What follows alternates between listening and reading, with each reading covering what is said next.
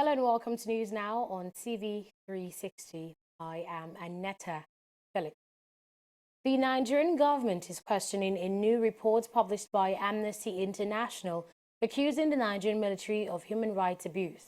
In the report, which was published on Thursday, Amnesty International accused the Nigerian military of raping women displaced by the insurgency and killing many people who refused to be moved from territories rescued from the insurgents. The presidential spokesman Garba Shehu said in a statement that the report, in quote, alleging human rights violation by Nigerian security agencies is inherently battling with credibility, failing vehemently short of evidential narration. It is short on credibility because it does not contain factual leads that could have laid the foundation for investigative actions. Findings are attributed to people, but proper description of such people constituting the source of information is not provided. Engagements which claimed to have been made with Nigerian authorities, but which authority it is not provided with clarity. This then is just a wild goose chase report, in essence. End of quote. Moving on, President Muhammadu Buhari has written to the Nigerian Senate seeking the confirmation of a former Inspector General of Police, Musiliu Smith, as the chairman of the Police Service Commission. Smith will replace Michael Kiro as the chairman of the commission. In his letter read out on the floor of the Senate by Bukola Saraki, Buhari also sought the confirmation of 3 members of the PSC. They are Clara Ogumbi, full-time commissioner Northeast, Lawal Bawa, full-time commissioner Northwest, Mohammed Najatu, member Northwest. Smith is a former police officer who served as Inspector General of Police between 1999 and 2002. To judicial matters now, a special offences court sitting in Ikeja, Lagos, has declared the chairman of Innocent Motors Nigeria Limited, Innocent Chukwu, wanted as a result of his continuous refusal to attend court proceedings for his alleged fraud trial. The judge, Justice Mojisola Dada, issued the bench warrant for his arrest after he failed to appear in court for his arraignment for the 5th time. Chukwuma, who is standing trial in a matter between his company and the Economic and Financial Crimes Commission, had previously failed to make an appearance in court for his arraignment on January 17, February 9, March 14, and April 25th. He was arraigned alongside his company for allegedly forging documents to facilitate the clearing of some goods at the port. Still on judicial matters, a high court sitting in Jos, the Plateau State capital, has granted bail to the former governor of Plateau State, Jonah Jang. Jang is standing trial for misappropriation of state funds during his tenure in office. Plateau State Governor Simon Lalong had in 2016 established and constituted a judicial commission of inquiry to investigate the financial spending of the 2 tenures of former governor Jonah Jang. The reigning judge, Justice Daniel, on Thursday granted the former governor on the following conditions: 2 sureties in the sum of 100 million naira each. A federal high court in Kano has granted the former governor of Kano State, Ibrahim Shekarau, the Aminu Bashiwali, former Minister of Foreign Affairs, and one Mansur Ahmed, bail in sum of 100 million naira each, with 2 sureties in like sum, and must own the property within the jurisdiction of the court. The defendants were also ordered to submit their international passports to the Deputy Chief Registrar. The Economic and Financial Crimes Commission had arraigned Shekarau, Aminu Wali, and Mansur Ahmed on a 6-count charge of conspiracy and money laundering of a sum of 950 million naira. The defendants allegedly obtained the sum as part of the $150 million allegedly distributed by the former Minister of Petroleum Resources, Iziani Alison Madueke, to influence the outcome of the 2015 general election. 1 week after the national budget was passed by the National Assembly, President Muhammadu Buhari is yet to receive it. This information was disclosed by the Minister of Budget and National Planning, Udoma, at the end of the Federal Executive Council meeting on Wednesday. Udoma also dismissed reports that the president will not sign the budget owing to the 500 billion naira increase on the document by the legislature. He said the executive cannot comment on the document until it is sent by the National Assembly. We are yet to receive the budget. So it will be impossible for anybody to have made a statement from the executive about the budget until We actually receive the budget and go through the budget. So any story you read in any newspaper cannot be correct because nobody in the executive is in a position until we have examined the budget to make any statement at all about it. With respect to, but once we get it, we will work very, very quickly to try and to make sure that, as usual, we'll process it and so on, but we can't really until we've actually received the budget. And I'm sure that when the budget is submitted, the National Assembly themselves will inform you when they have formally submitted the budget. I'm sure they will, because it's really, they will determine when they submit. So, and they will brief you, I'm sure, about that. So when we receive it, then we will be able to comment on it.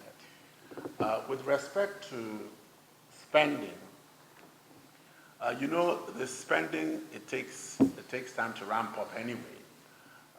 Procurement processes and so on. So I'm not worried that the economy will be overheated by the spending. Udoma also spoke on the rise in Nigeria's population figures. He said the executive is worried by the increasing number of Nigeria's population and is working with the Ministry of Health to find a suitable solution. On the issue of population, yes, it's something that we're very concerned about, and my ministry is working with the Ministry of Health on this issue. We've had a number of discussions. We are still consulting. The presentation is going to be made to the governors, and at the end of it, it's something that we are working on. If you look at the Economic Recovery and Growth Plan, you'll see that it is there in the plan that there must be a population management program, but we haven't completed it yet, but it is indicated in the ERGP. The Federal Executive Council has approved the construction of Data Management Center for the Nigerian Immigration Service at the cost of 582 million naira. This information was made public by the Minister of Interior, Lieutenant General Abdurrahman Damazal, at the end of the meeting on Wednesday. Damazal said this will stop the NIS outsourcing some of its critical functions. The memo has to do with consultancy service for the construction of a technology building. That technology building is meant to accommodate data communication command and control center, which will be manned and managed by Nigerian immigration officers. We realized when we came in that we had a couple of databases which were being handled by service providers that were engaged in a kind of PPP arrangement. And the data involve that of passport issuance, visa issuance, and separate cards, popularly known as green cards as resident permits. So we are bringing all that together in the interest of national security under the control of Nigerian Immigration Service, contrary to what has been obtaining, whereby all these service providers have been handling the databases, which is contrary to the interest of national security. The total worth of the consultancy service is 582 million naira, 838,449 naira, 39 kobo plus 5% VAT at a completion time of 23 months. So we intend to have that, which would have total control of all the databases that has to do with passport, visa, and SEPA cards. The federal government has approved the protocol to eliminate the illegal trade in tobacco products. The Minister of Health, Professor Isaac Adewale, explained that Nigeria was a party to the World Health Organization Framework on Tobacco Control and signed the protocol in 2004, which became operational in 2005. He said the ratification would enable Nigeria control smuggling, track tobacco marketing, and raise taxes on the product. At today's meeting, Council ratified the protocol to eliminate illicit trade in tobacco products. As you might be aware, Nigeria is a party to the WHO Framework Convention on Tobacco Control, which we call FCTC. And we signed the protocol in 2004, it became operational in 2005. What has happened now is that we've taken the step further. We've taken the step further by ratifying the protocol that will control illicit trade in tobacco.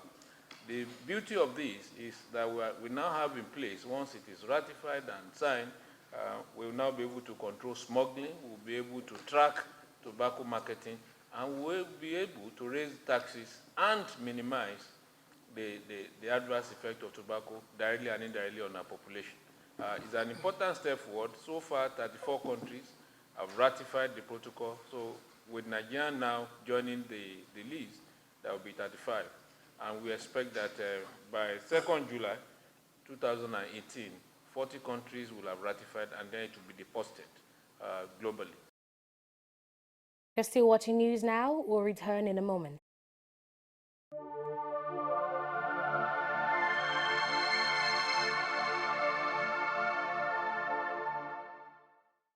Corruption not in my country.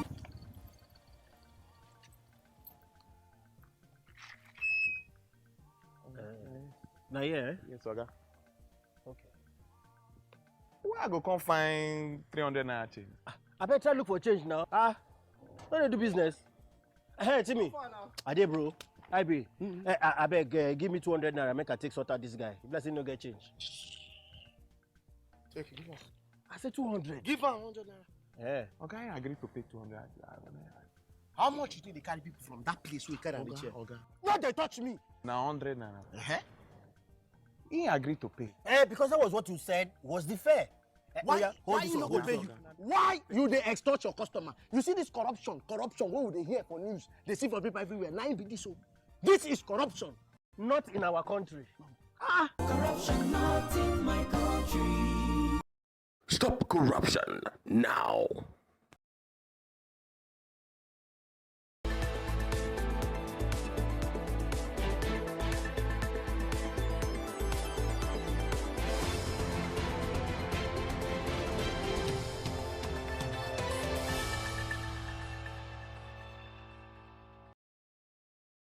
I am Esther Vese. Welcome to Business News.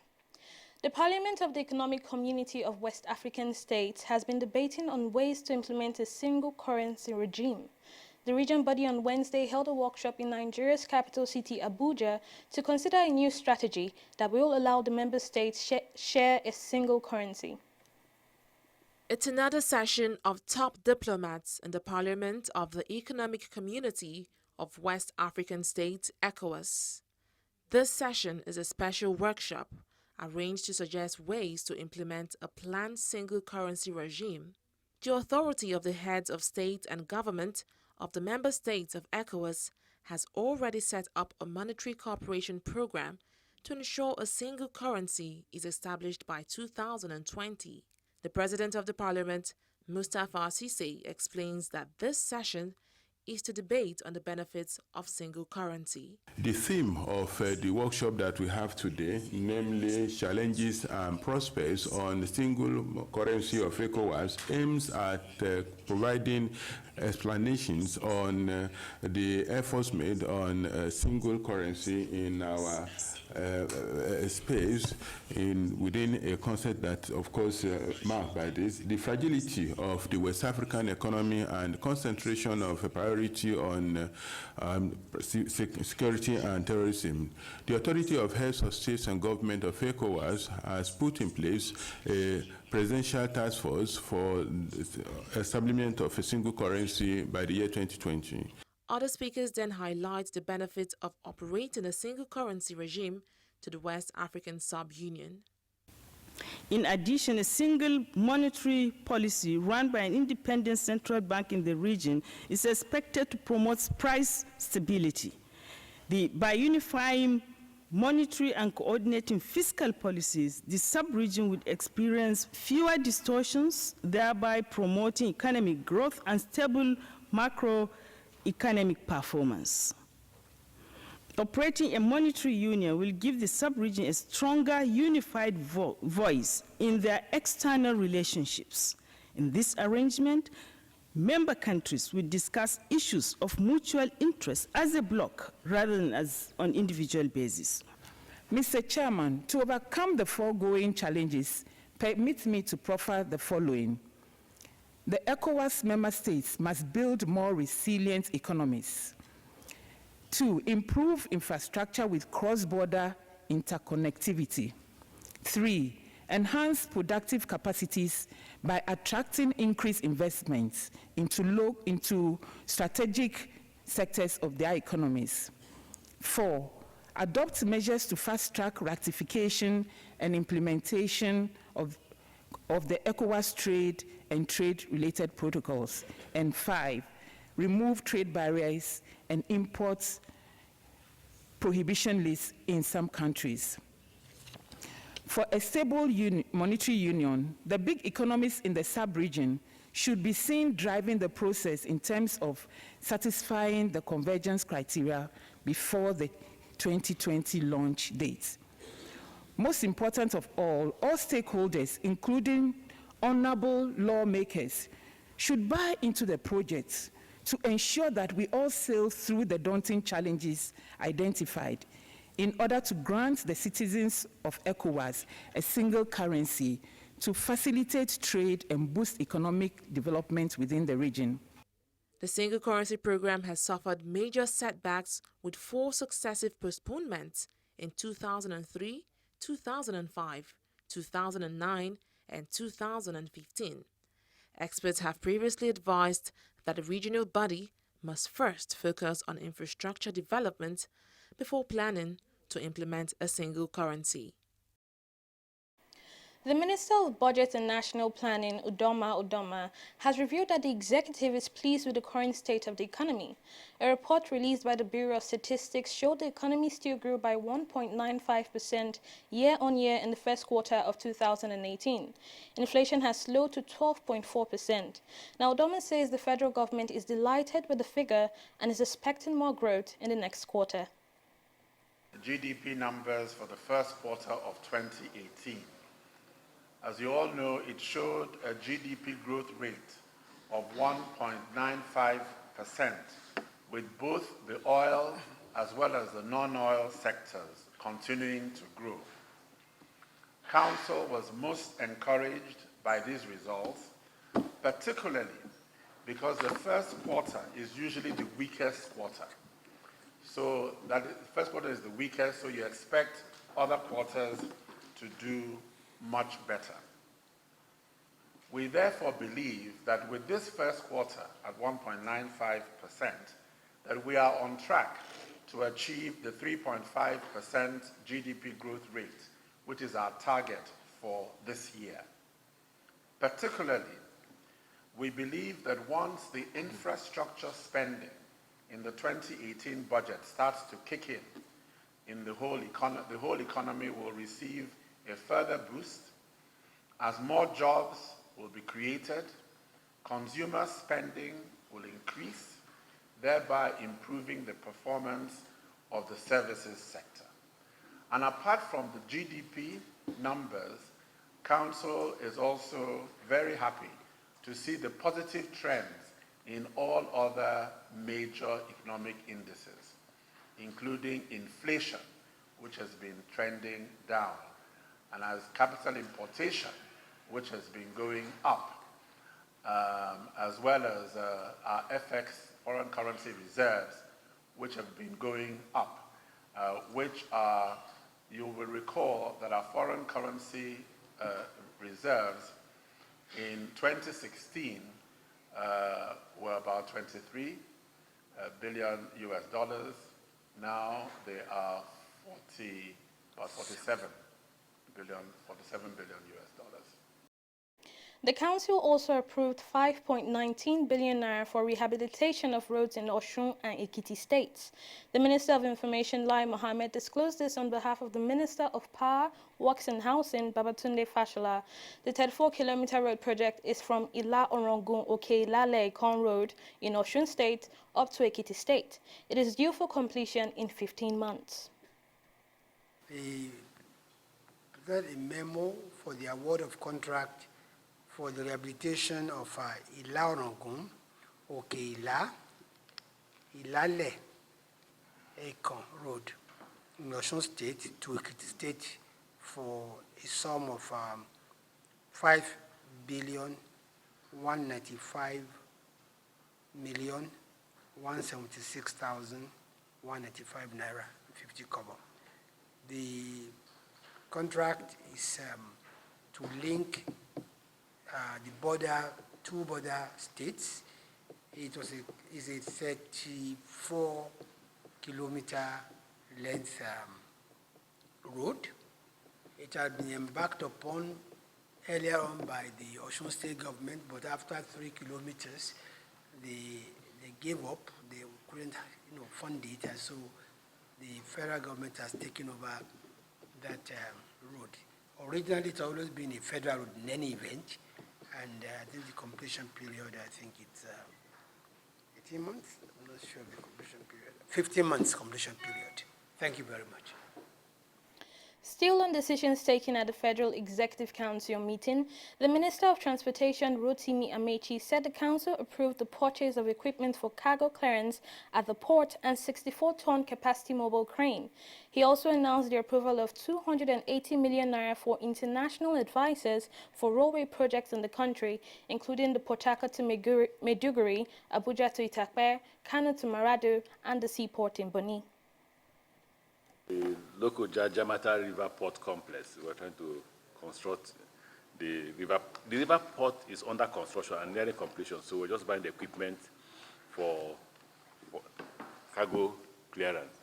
So I got an approval for the procurement and installation of a 64-ton capacity mobile crane that will help in cargo movement from the vessels to the port for a cost of 3.5 million euros, and then the Naira component, we have another Naira component of 203 million Naira, and then 69 million Naira for training.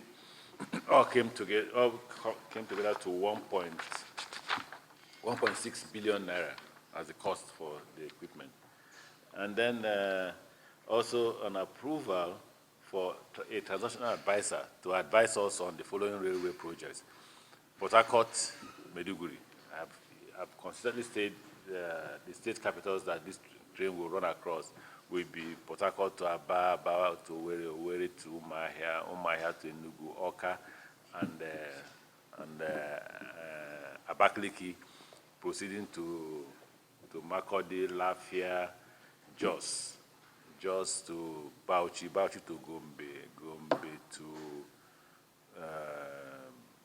Gombe to Yobe State, which is Damaturu and Yola, and then terminates at Maiduguri. Then the one from the central line, which will run from Abuja to Itakpe, but going through Baro to Itakpe, then to Warri, with a seaport at Warri, and then the one from Kano to Maradi, going through Kazuare, Duse, Daura, Jibia, Katsina Jibia, and then terminates at Maradi.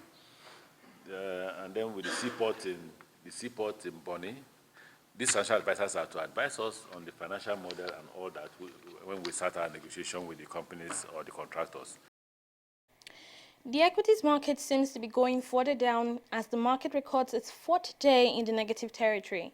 The all-share index declined by 1.06%, with the market capitalization closing at 14.389 trillion naira, recording a 271 million naira loss this week from the 14.660 trillion naira it recorded last Friday. The top traders chart were Nigerian Breweries, Flour Mills of Nigeria, Cement Company of Northern Nigeria, recording over 4% loss in their share prices. Now, the top traders table was dominated by Sovereign Insurance, Diamond Bank, Fidelity Bank, and Zenith Bank, turning in a little over 670 million naira worth of shares. On the bright side of today's market, MRS Oil Nigeria, Okumu Oil, EcoBank Transnational Incorporated, and Ikeja Hotel PLC led the gainers chart. At the end of today's session, a total of 256.430 million shares were traded in 4,111 deals. Well, that's business news. We'll take a short break and we'll be right back. Corruption not in my country. Madam, madam, welcome.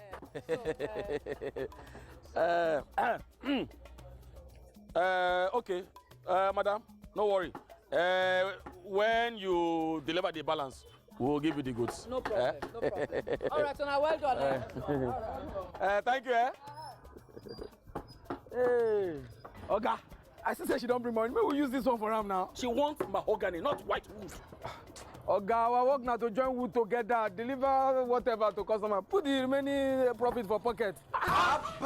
This is corruption, not in my country. Corruption not in my country. Stop corruption now.